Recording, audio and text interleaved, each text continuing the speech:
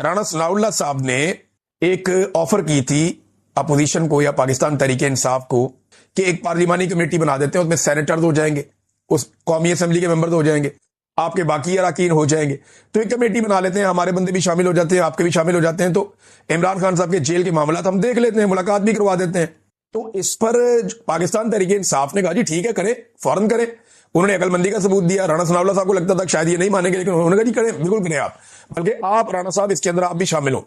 उनको ऑफर कर दिया कि आप सरबराही में बना लें बेशक, लेकिन अब पता चला है कि वो इस ऑफर से भी पीछे हट गए हैं, उनको भागना पड़ा इस ऑफर से, क्योंकि एस्टेब्लिशमेंट की इजाजत के बगैर ये लोग कुछ नहीं कर सकते, इनके बस में कुछ नहीं है। ये एमल वली खान साहब का स्टेटमेंट मुझे बड़ी तकलीफ हुई पढ़ के। ये पानी मारते हैं ना इमरान खान साहब की बहनों पर, और पानी फेंकते हैं उनके ऊपर सर्दी में, उन्हें तकलीफ देते हैं। अब ये माओ बहनों की इज्जत जो है वो तो खैबर पख्तूनख्वा के हमारे लोगों की शान है, वो तो बहनों की बहुत इज्जत करते हैं, माओ की बहुत इज्जत करते हैं, खवातीन का बहुत एहतराम करते हैं, वो तो लड़ाई छोड़ देते हैं। खातून चल के आ जाए तो वो तो पुरानी दुश्मनियां खत्म कर देते हैं। लेकिन यहां मैं ये देख रहा हूं कि एमल वली खान का स्टेटमेंट है ये गंद पानी से साफ नहीं होगा। अच्छा, और लोग भी ये हरकतें करते हैं, लेकिन मुझे इतनी तकलीफ नहीं होती। एमल वली खान की इसलिए होती है कि बादशाह खान और वली खान, उनके घर से इस तरह की आवाजें नहीं आनी चाहिए थी। सेनेट की सिर्फ एक सीट के लिए कोई आदमी इस हद तक गिर सकता है।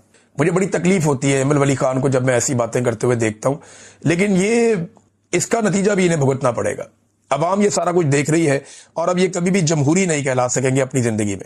ये गैर जमहूरी लोग हैं, और ये रजिस्टर्ड हो चुका है कि ये लोग या इनसे ज्यादा गैर जमहूरी कोई नहीं है। अगर आज वजीर आला खैबर पख्तूनख्वा दोबारा अडयाला गए तो ये उनका 11वां चक्कर होगा। इससे पहले वो अदालती ऑर्डर लेकर कई मरतबा गए हैं, लेकिन उन्हें उनके लीडर से मुलाकात की इजाजत नहीं मिली।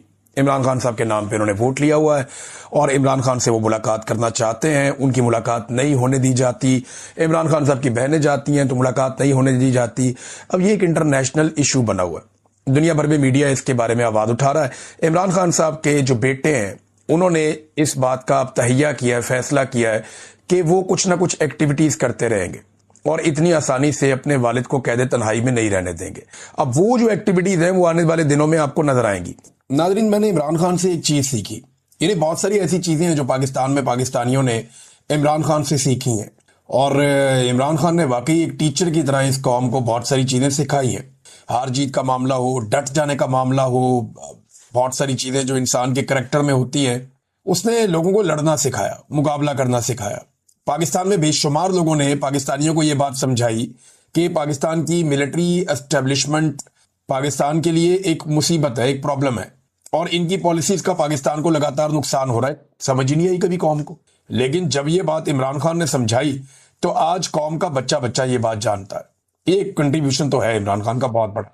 मैंने उनसे एक चीज सीखी इमरान खान साहब से कि मैं ये सोचता था वो एक बात बार बार क्यों करते हैं, बार बार क्यों करते हैं, बार बार क्यों करते हैं। बहुत सारे लोग तनकीद करते थे एक ही तकरीर है, इमरान खान बार बार करता है, वही बातें बार बार रिपीट करता है, वो क्यों बार बार वही बात करते चले जाते हैं, करते चले जाते हैं। तो मैंने इससे सीखा कि इमरान खान ने वो बातें इतनी मर्तबा की कि वो लोगों को जुबानी याद हो गई।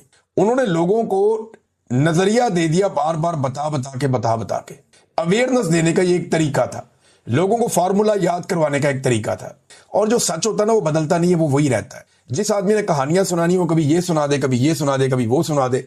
जिसने सच बोलना होता है ना उसके बाद एक ही बात होती है, सीधी सीधी। तो इमरान खान वही बात अपनी करता था, और आज कौम को वो बात याद है। तो बाद तो आपको लगता होगा मेरे वीलॉग के अंदर चीजें और बातें कभी कभी रिपीट हो जाती।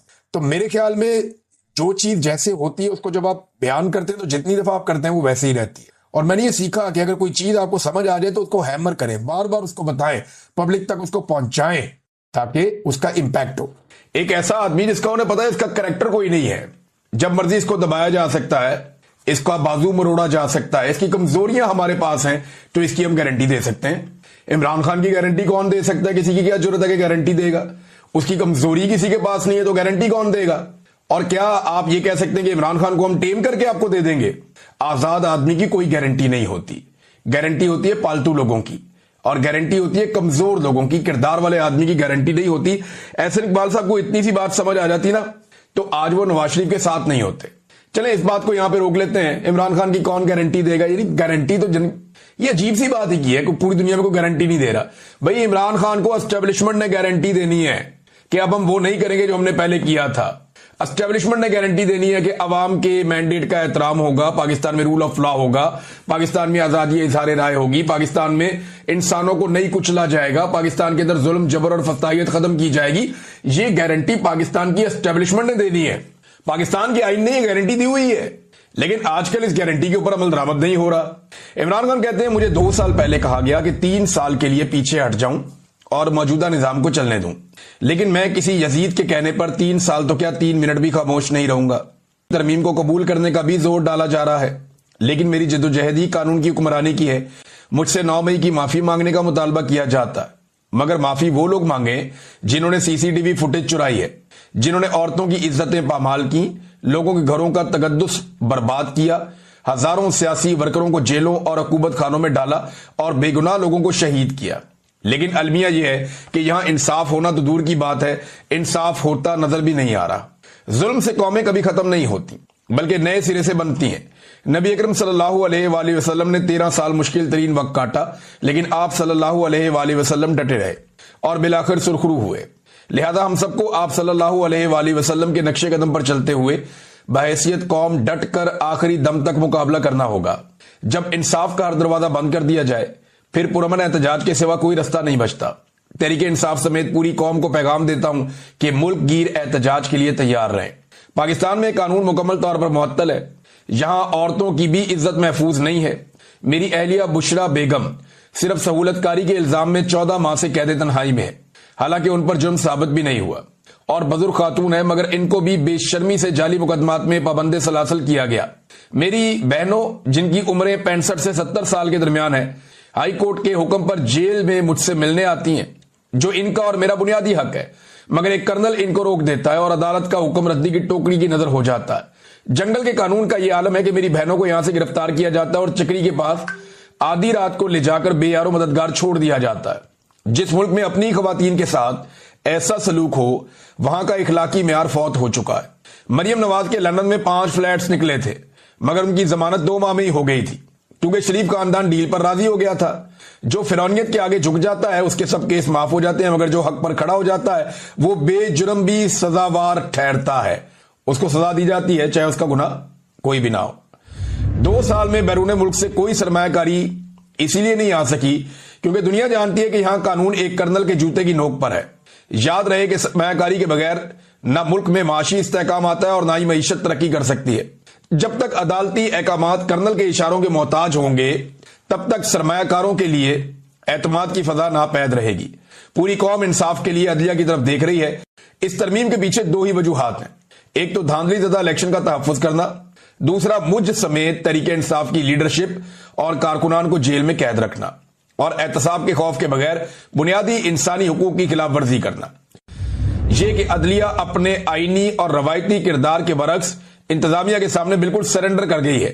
ملٹری کورٹ کے حوالے سے سپریم کورٹ کا فیصلہ آئین کے آرٹیکل 175(3) کے متصادم ہے، جو کہتا ہے کہ عدلیہ انتظامیہ سے الگ ہے، مگر یہاں اس آرٹیکل میں ترمیم کیے بغیر ہی ایگزیکٹو کو عدلیہ کے تمام اختیارات سونپ دیے گئے ہیں.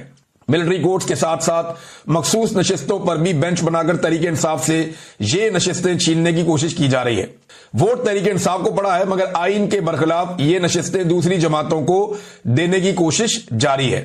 دوسرا انہوں نے کہا یہ کہ عدلیہ اس قدر مفلوج ہو چکی ہے کہ اعلیٰ عدلیہ اور جج اپنی مرضی سے مقدمات لگا ہی نہیں سکتے. نتیجتاً مجھے بھی عدالتوں سے انصاف نہیں مل رہا. کبھی میرے کیسز کے لیے بینچ مکمل نہیں ہوتا، کبھی سماعت نہیں ہوتی، جان بوجھ کر میرے مقدمات کو التوا میں رکھا جاتا ہے. میرے بنیادی انسانی حقوق بھی معطل ہیں. جیل مینول کے مطابق جو حقوق ایک عام قیدی کو حاصل ہوتے ہیں مجھے وہ بھی نہیں دیے جا رہے. میرے بچوں سے میری بات نہیں کروائی جاتی. میری اہلیہ سے ہفتے میں ایک طے شدہ ملاقات بھی روک دی جاتی ہے. اور تو اور میری کتابیں تک روک دی جاتی ہیں. یہ سب صرف اس لیے کیا جا رہا ہے تاکہ میں ٹوٹ جاؤں. پہلے قاضی فائز عیسیٰ کے ذریعے پاکستان میں فسطائیت جاری تھی، اب 26ویں ترمیم کے ذریعے ظلم کو تحفظ دیا جا رہا ہے. آج عدلیہ تاریخ کی درست سمت کھڑی نہیں ہوگی تو ان کا نام بھی جسٹس منیر، جسٹس قاضی فائز عیسیٰ کے ساتھ ہی لکھا جائے گا، جو ہمیشہ تاریخ میں مجرم ہی رہیں گے. ناظرین، ایک سب سے پہلے تو وہ خبر لے لیں جو میں نے آپ کو بتایا تھا کہ عمران خان صاحب کا کیس لگا ہوا ہے اسلام آباد ہائی کورٹ میں. ان کے وکلا یہ کہہ رہے تھے کہ عمران خان صاحب کو اگر آج بیل مل جاتی ہے، اور یہ کوئی مسئلہ نہیں ہے، انہوں نے یہ دعویٰ کیا تھا کہ اگر یہ بیل مل جاتی ہے تو پھر عمران خان صاحب کو کوئی روک نہیں سکتا، وہ آج رہا ہو جائیں گے. لیکن ہوا کیا جس کا خدشہ تھا، جو میں نے آپ سے کہا تھا کہ جب تک اسلام آباد ہائی کورٹ میں چیف جسٹس سرفراز ڈوگر صاحب ہیں، اسٹیبلشمنٹ کو یا عمران خان کے دشمنوں کو کچھ بھی فکر مند ہونے کی ضرورت نہیں ہے، کیونکہ ڈوگر صاحب کسی بھی لیول تک جائیں گے اسٹیبلشمنٹ کو سرو کرنے کے لیے ایسا دکھائی دیتا ہے۔ ہوا یہ کہ جب عمران خان صاحب کے کیس کی سماعت ہوئی، سب سے پہلے تو یہ ہے کہ باہر کرفیو لگا دیا گیا۔ اسلام آباد ہائی کورٹ میں ایسا لگتا ہے کہ مارشل لا لگ گیا، اور باہر اضافی نفری پولیس کی تعینات، خاردار تاریں اور بڑا بندوبست کیا گیا۔ صحافیوں کو اور وکلا کو بھی اندر جانے سے روکا جا رہا تھا۔